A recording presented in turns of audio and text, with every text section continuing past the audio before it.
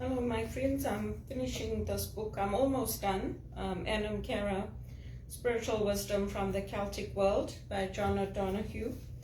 And this concept of bringing your whole self to work and work being sacred, it's a very Catholic concept. It doesn't work always. Like when we come from different cultures, we can't always be ourselves at work. We have to change and adapt, and that's the same thing that John Maxwell was saying in his book, Put Your Dream to the Test. So it's interesting how there's different themes that come up in the books. And also the concept that Jesus had of your power being within you. So people can have external power, they can have titles, they can have more responsibilities, and they can be paid more, but your power, your inner power, comes from within you. That's the power that gave Jesus the freedom to choose to give up his life for us. And that power is not external. So like I find it sickening when I'm on the phones and they say, get me a manager. I'm like, oh, here we go again. Right? Because we all have the same skills, the same knowledge. There's very few things that the managers in my work can do that I can't do, the supervisors. But I guess, the American culture is like that. They respect titles, they respect that kind of power, and they don't respect the inner power. But when you believe in that inner power, you can make things happen and you can help to change things for the better. And the notion that the more you have, the more everybody else has is also, it's a Christian concept, right? Because when you have wealth, when you have things, you want to share it with others. There's only so much that you need. I mean, I don't know what people are accumulating their money for, because if you die tomorrow and somebody like me we don't even have money to go and buy groceries, it's a very strange idea. Like even when I went to South Africa on my holiday, the people at the church, I guess it was coordinated through the police, right? So they called it in to say that I was there. And they were giving reports on me. So these ladies at the church, they were telling them, well, she's very nice, and if she had more money, she would give more money. And I bought a ticket, I bought a raffle, so I wasn't going to be there for the draw, but I told him, you can give it to somebody, give it to the priest if I win. So that's the idea of kindness and of enrichment. If you come from a communist culture that doesn't believe in it, you're only going to accumulate that for yourself. And like the banks, if you go into First Canadian Place downtown, the floors are marble. So who gets to work there? The elite get to work there. I worked there once. I was once elite. I'm no longer elite. Now I work in minimum wage, and I'm treated very horribly, but that's how it goes. So if you don't get the support of the church, that's how your life can go.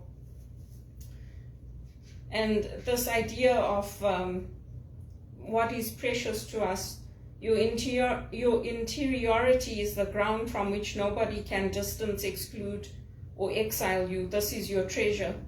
And the New Testament says, where your treasure is, there will your heart be also. So if we are worried about our souls, if we are worried about our faith, if we are worried about how our behavior is going to affect other people, then we worry about the interior life.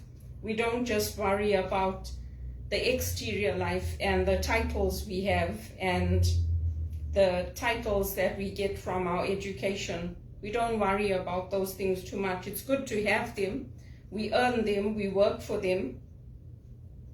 But we don't all bring our giftedness, our creativity, and our tenderness, our imagination to our work, because it's not valued.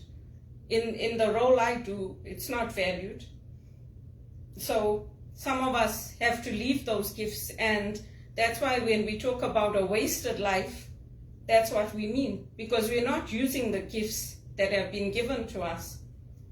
And there's in some cultures, there's no separation between how you are at home and how you are at work. In Canada, there is, especially if you're a visible minority. You can't be yourself in the workplace. You can't take who you are to the Americans and tell them, this is who I am, accept it. Because they'll tell you off. They'll say, I paid you. I don't care. You listen to me. And that's how they talk. You think they talk to sex workers like that? That's how they talk to us in the call center. So it's interesting. This is he's an Irish author, but I think this concept of being yourself, it's something that it's very rare. It's a gift to be yourself, to be who you are. Most people, we are not ourselves, and we have to play the roles that are assigned to us. Whether we are working in the frontline role or we're working in the back office, we have to perform a certain function. And I know Pope Francis says that, no, we are not here to perform roles, but actually, unfortunately, we are. And we are reduced to a system where we are controlled, and when we are forced to do certain things, even changing our language, we're forced to do it, because if you speak a certain way, they don't understand. I mean, we're all learning, we're all growing, we're all changing. Like when I started in the call center, they said, oh, we're going to go into production. And I said, oh, what is production? Because for me, production is like when you are an actor or actress. I didn't understand.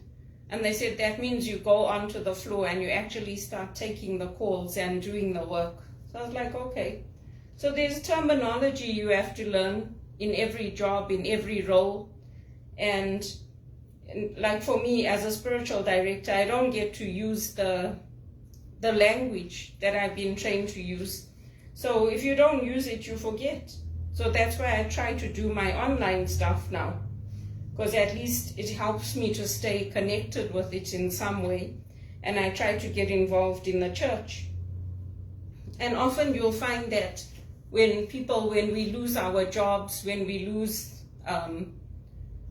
what's important to us, our homes, if we put meaning into those things, then we'll end up feeling broken. We'll end up feeling wounded or demeaned when we lose them, because we've put our heart into that. But if you put your belonging into your soul, into your faith, when you lose that and it doesn't devastate you, people sometimes wonder, like, is there something wrong with you? You lost your job, you need counseling, you need help, you should do all these things, but depends on where you're putting that faith. So this book is interesting. I enjoyed reading about this Celtic spirituality. I'm still reading it, and I'm still continuing some of my other books. I'm reading 2 or 3 books at the same time, and they all non-fiction books. So it's good for me to go back and to revisit them and to see how I approach things and how I take that faith journey into my work. It's not easy for me when people are swearing at me and shouting at me.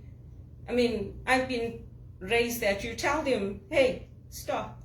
No, yeah, oh, I'm sorry you feel that way. Oh, you have to show empathy. You didn't show compassion. Imagine how you would feel in that person's shoes. I'm like, hello? That doesn't give them the right to swear at me and shout at me and bite my head off. And they're like, no, you must show compassion. You must de-escalate it. I'm like, you know what? The Americans should go to hell, actually, for expecting us to take that. Because it's not nice. Anyway, that's me. I never grew up, even in Zimbabwe, I never grew up being allowed to treat people that way. It was not acceptable. And I was reading one of Pope Francis's messages about this wealthy woman, and it happens all over. It happens here in Canada too. This woman was telling the Pope that I hired a cleaner. When I hire, I make sure I hire for the right reasons. I've got 3 adolescent children, 3 boys, and I want to make sure they get the full service at home. I don't want them to go outside. Can you imagine how disgusting that is? I've mentioned in my talks before, it happens here. When they say to you, oh, you can come stay with us, don't worry about it, they expect something in return. And the caregivers here get abused. They get sexually abused, a lot of the Filipino women. So it's a hypocrisy. That's why for me, I would rather be in a call center job or be in an administrative role. And people know me, even my calls assistants, they said to me, you should apply to corporate. I said, I have been applying. For 20 years I've been applying. I'm not getting anything. So it's interesting when you talk about work being sacred and bringing your creativity to work. Not all of us get those opportunities. But that's how it goes. It's good to read, but the theory and the reality are very different, especially for visible minorities. They're very different.